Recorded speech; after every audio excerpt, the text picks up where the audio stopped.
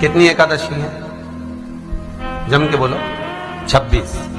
जो भगवान विष्णु के पास जाकर निवेदन करी थी वो निर्जला थी, निर्जला। इसलिए सारी एकादशियों में निर्जला एकादशी की महत्वता शास्त्र प्रमाण करता है महाराज। पर हिंदू धर्म के 3 व्रत ऐसे बता दिए जिन व्रतों का पुण्य समाप्त नहीं हुआ।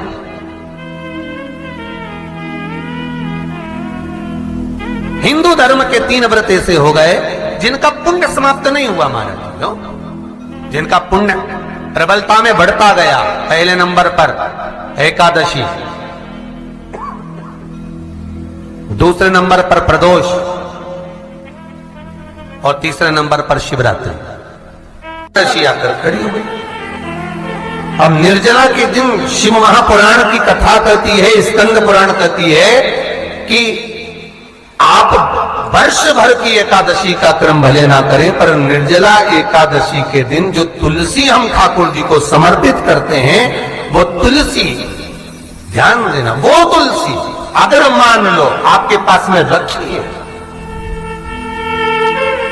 निर्जला एकादशी के दिन भगवान ठाकुर जी को, शालिग्राम जी को, लड्डू गोपाल जी को आपके घर में, आपके मंदिर में जो आपने भगवान को तुलसी समर्पित करी है, वो तुलसी मान लो तुम्हारे पास रखी है और कोई व्यक्ति को बहुत बहुत ज्यादा कष्ट है शरीर में, बहुत बहुत कष्ट है, थोड़ी सी वो तुलसी चढ़ी हुई ठाकुर के चरणारविंद की, आप उस जीव को धो तो सही, आधा घंटा इंतजार करो, स्वास्थ्य में अंतर आना प्रारंभ हो जाता है उस निर्जला का। क्योंकि निर्जला ऐसी एकादशी है जिसने जगत में जाकर, देवताओं के पास जाकर निवेदन करा है जग कल्याण के। जितनी भी माताएं एकादशी का व्रत करती, बहुत ध्यान से सुनना आज की कथा हो, शायद जिंदगी में मिली ना मिली, और ये कथा का रिश्ता तो बहुत ध्यान से सुनना।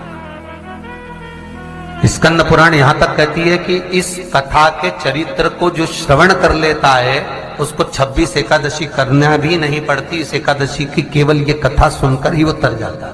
बहुत ध्यान से सुनना इसको, कथा को। एकादशी के दिन जब आप जल शंकर को चढ़ाने तो रोज ही जाते हैं। जब एकादशी का दिन रहे और शंकर जी के मंदिर में आप जल समर्पित करें तो 3 बार मुख से स्वधा स्वधा स्वधा या स्वधा स्तोत्र का पाठ, जिसमें 12 श्लोक। 2-4 हैं, पैसा तो आ रहा है पर घर में टिक नहीं रहा। डॉक्टर में, पुलिस में, एक्सीडेंट आदि में, कहीं गलत जगह पर, व्यसन में अगर पैसा जा रहा है, जुए में, मांसाहार, मदिरा पान, या कहीं आया पैसा, पैसा आने में कमी नहीं, आ रहा है पर टिक नहीं रहा, रुक नहीं रहा। कोई मांगने आ गया, दे दिया, फिर वहां से अपने पास नहीं आ रहा, अपन कह रहे हैं भैया हमारा पैसा लौटा दो, नहीं आ रहा। तो महाराज शिव महापुराण की कथा कहती है एकादशी के दिन गंगा के जल में मात्र 7 बेलपत्री डालकर जो नंदीश्वर भगवान, अर्थात जो शंकर जी के शिवलिंग के सामने नंदी होता है, उस नंदी के चरण पर गंगा का जल चढ़ाकर बेलपत्री शिव पर समर्पित कर देता है, उसके घर में रुपया रुकना चालू हो जाता है। फिर वो गलत जगह पर नहीं जाता, गलत स्थान पर वो धन जाएगा ही नहीं। तूने संभाल, मांग तुझे क्या चाहिए। एकादशी ने भगवान विष्णु से कहा, नाथ प्रभु वर दे दो, मृत्यु लोक में जो मनुष्य मेरा व्रत करेगा, चाहे जलचर, थलचर, वायुचर या सांसारिक मनुष्य, मेरा अगर एकादशी का व्रत करेगा, प्रभु उसके यहां धन धान्य वैभव सुख संपदा बढ़ेगी और उस जीवात्मा को नरक नहीं भोगना पड़ेगा, सीधे वैकुंठ का उसको वास मिलेगा। जब जीव आत्मा को लेकर चला जाएगा, यम के दूत जब बंदी बनाकर ले जा रहे होंगे उस जीवात्मा को, जिसके प्राण छूटे होंगे, यम के दूत जब बंदी बनाकर ले जा रहे होंगे, तब मुझे वर दो कि मैं इसका हाथ पकड़कर बेतन्नी से पार उतार कर सारे नरकों से निकालती हुई आपके धाम में लेकर आऊं। भगवान ने वर दे दिया, तथास्तु। हे एकादशी सुनो, मृत्यु लोक का मनुष्य अन्न का त्याग कर कर, क्योंकि अन्न में एकादशी के दिन पाप पुरुष रहता है, अन्न का त्याग कर कर एकादशी के दिन जो मनुष्य तुम्हारा व्रत धारण करेगा, उस व्रत को करेगा और उस व्रत को धारण करेगा, उसकी मनोकामना पूर्ण होकर वो मेरे ही धाम को जाएगा। ये तो हुआ एकादशी के जन्म की कथा।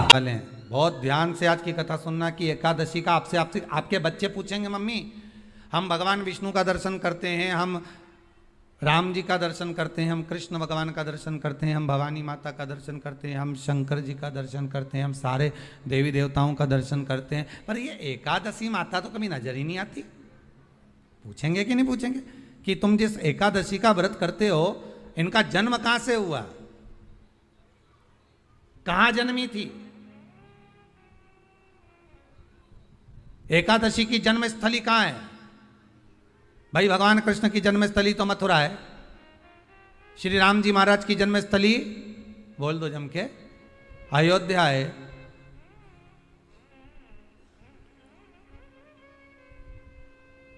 कोई आपसे पूछ ले कि एकादशी की जन्मस्थली कहाँ है, तो आधे लोग तो बाल खुजाने में लग जाएंगे कि एकादशी आखिर पैदा कहाँ हुई थी, जन्म कहाँ लिया था, इसका जन्म हुआ कहाँ था, कहाँ जन्मी थी ये।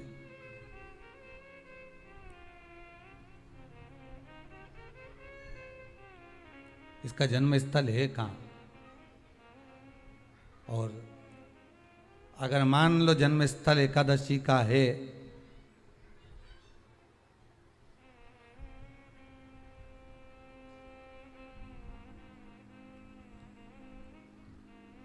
और एकादशी अगर जन्मी है, उसका जन्म हुआ है, और दुनिया के लोग इतना व्रत करते हैं, उपवास करते हैं,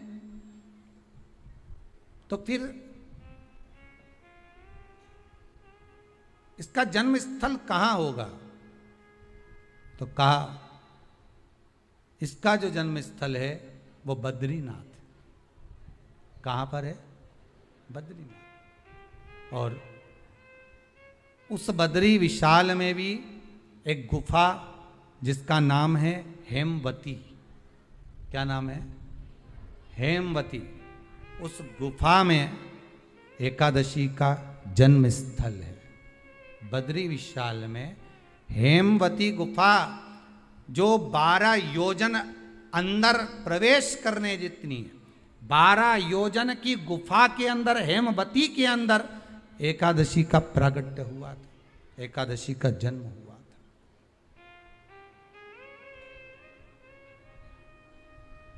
अब तो बता सकते हो ना कि कोई पूछे कि राम जी का जन्म अयोध्या में हुआ, भगवान कृष्ण का जन्म मथुरा में हुआ, और कोई पूछ ले आपका जन्म कहाँ हुआ था, अपन कह सकते ना सीहोर में हुआ हमारा। और आपसे कोई पूछे कहाँ हुए, तो कहीं इंदौर में हुए, कि देवास में हुए, कि भोपाल में हुए, कि मुंबई में हुए, कि पूना में हुए, आपका तो बता दोगे। पर बच्चे आपसे पूछ ले मम्मी तू इतनी एकादशी का व्रत करती है, एकादशी का तू व्रत करती है, और सबको करा देती है कि वल्लभ कुल की एकादशी करो, भले बकरी जैसे चरो पर एकादशी करो, और सबको एकादशी कराया, तो कोई पूछ ले कि एकादशी का जन्म कहाँ हुआ था, तो आप कह सकते हो कि बद्री विशाल में, हेमावती में, बद्री विशाल के हेमवती गुफा के अंदर जो 12 योजन की गुफा है, उस गुफा में एकादशी का जन्म हुआ। कब हुआ?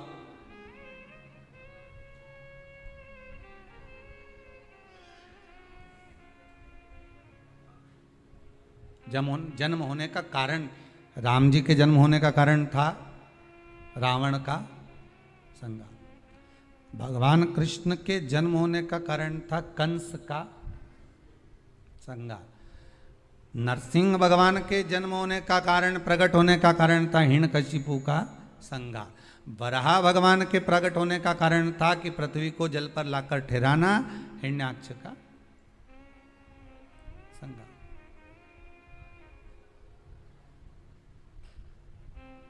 तो फिर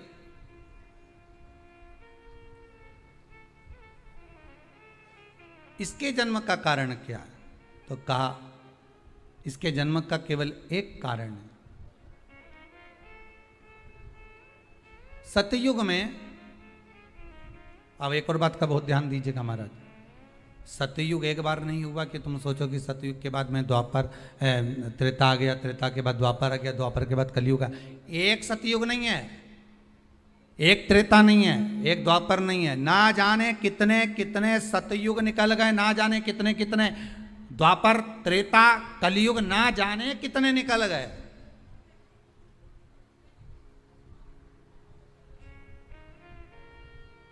और आप और हम जैसे भी इस पृथ्वी पर ना जाने कितने, अरे जम के तो बोलो, निकल गए। पृथ्वी वहीं की वहीं है, जिस मकान में रहते हो वो मकान भी वहीं की वहीं है। बस कभी कभी एकदम प्लाट हो जाता है, फिर उस पर वापस बन जाता है, फिर क्लीन, फिर बन गया, फिर क्लीन, फिर बन गया। ना जाने कितने कितने कितने कितने जन्म हम ले चुके हैं, और हमारे भी आगे का जन्म कितने जन्म होते रहेंगे। जमीन वहीं की वहीं रह जाएगी और अपन चले जाए, बस वो जगह वहीं रह गई। जो पहले परदादाजी की थी दादाजी को मिल गई, दादाजी की थी पिताजी को मिल गई, पिताजी की थी उनके बेटे को मिल गई, उनके बेटे से उनको बेटों को मिल गई। मिलते मिलते मिलते मिलते कब वो जमीन भी बिक गई समय की अवस्था में, फिर दूसरे की हो गई। और हम सोच कर रह गए कि ये हमारा है, हम इसके लिए लड़ाई करें, झगड़ा करें। हम केवल इस जमीन के लिए, जरा सी प्रॉपर्टी के लिए अदालत में खड़े, अपना समय बर्बाद कर दिया, और जो पाना था वो छोड़ दिया।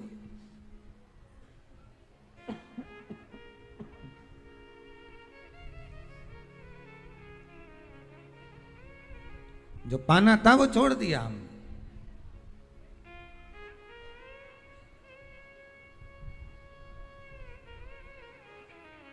असली रजिस्ट्री तो ये शिव महापुराण की कथा है, जिसमें बैठकर आप 3 घंटा भगवान की भक्ति को जो धारण कर रहे हो, 3 घंटा जो भगवान की कथा को आप श्रवण कर रहे हो, 3 घंटा जो भगवान की भक्ति में आप डूबे हुए हो, 3 घंटा जो भगवत स्मरण में आप लगे हुए हो, बस यही असली रजिस्ट्री है, यही वहाँ काम आने वाली है। इसके सिवाय कुछ काम नहीं आएगा। धन दौलत माल खजाना सब पड़ा की पड़ा रह जाना,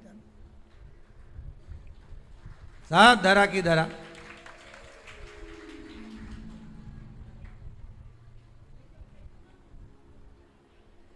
रह गया। वो एक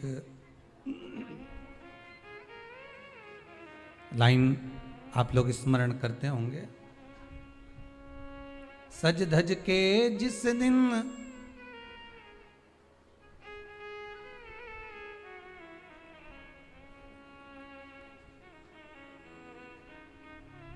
सज धज के जिस दिन मौत की शहजादी आएगी, न सोना काम आएगा न चांदी आएगी। अलमारी में धरा की धरा रह जाएगा, लॉकर में पड़ा की पड़ा रह जाएगा। लॉकर में पड़ा की पड़ा है, अलमारी में धरा की धरा है। कपड़े भी सारे घड़ी बने की बने रहे, कपड़े भी धरे की धरे रह गए और सब पड़ा रह गया। कि छोटा सा तू कितने बड़े अरमान हैं तेरे, मट्टी का तू सोने जैसे मान है तेरे। मट्टी की काया एक दिन मट्टी मिल जाएगी, न सोना काम आएगा न चांदी आएगी, न सोना काम आएगा न चांदी आएगी। सज धज के जिस दिन मौत की शहजादी आएगी, ना सोना काम आएगा ना चांदी आएगी। ना सोना काम आएगा। सब पड़ा रह जाए, धरा की धरा रह जाएगा, सब पड़ा की पड़ा रह गया।